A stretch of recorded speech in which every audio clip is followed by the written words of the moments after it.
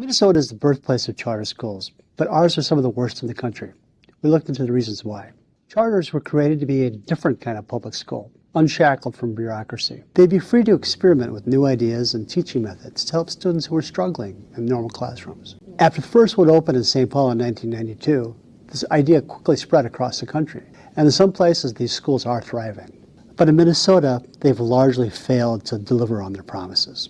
There's a few key issues that we've uncovered. Dozens of these schools have been plagued by financial mismanagement, and some have closed within days of opening. School leaders, unlike traditional schools, are not required to hold any educational licenses.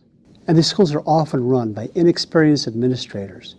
The state bars these charter schools from owning their own real estate, and that forces many of these leaders to pick sites that are less than perfect. They've ended up in strip centers, industrial parks, the basements of churches, places that just don't look like schools. Most of these charters operate independently, and that means that they don't have the resources to fall back on if they struggle financially. Some of these charter schools are doing very well, and in fact are some of the best schools in the state. But others are really struggling.